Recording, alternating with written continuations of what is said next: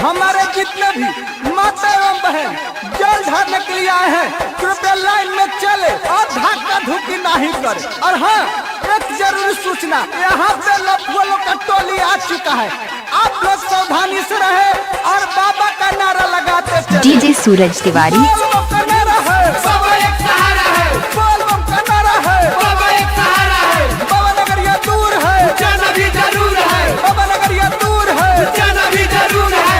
घर हमारे हवे जिला मोतिहारी, धारे बजल हम सबसे आगारी।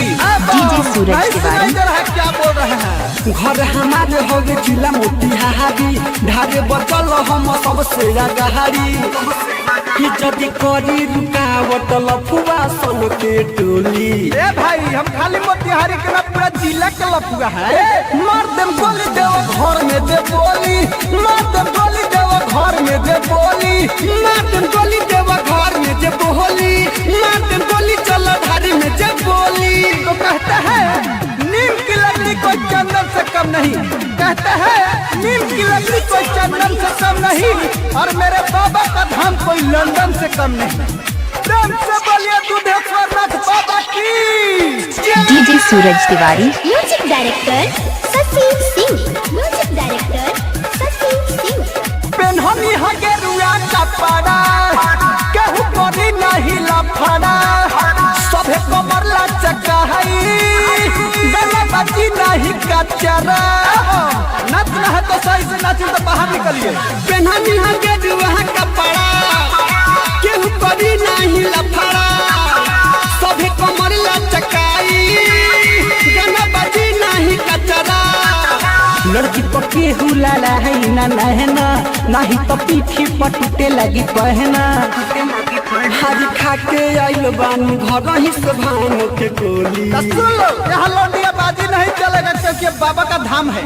मर्दम गोली देव घर में जे बोली, मर्दम गोली जल ढारे में जे बोली, मर्दम गोली देव घर में जे बोली, मर्दम गोली जल ढारे में जे बोली। डीजे सूरज तिवारी। हेलो, ऐसा थोड़ा साउंड कम करो।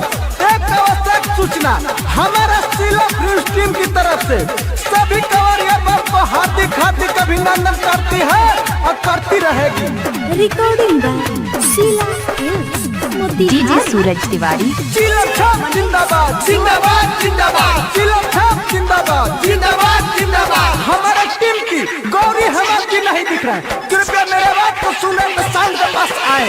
बोल बम का नारा है, बाबा एक सहारा है, बोल बम का नारा है। सुना ससी राइटर राधे, चला जनी आगे आगे, लाइन में रह तू खड़ा, नहीं तो लाठी लगी बाजे। ऐसा सिंह नहीं मानिएगा, लाइन में चलिए, लाइन में। हाँ सुनो ससी राइटर राधे, चलो ना तू आगे आगे, लाइन में रह तू खड़ा, नहीं तो डंडा लगी बाजे। रोहित गुडू वसुप के बोलावा, निकलिस कन्हैया के गाना बजावा। होके भगवती में मगन डीजे पर सब के हुडोली। सब कंवरिया बम मेरे डीजे के पास आके नाचे।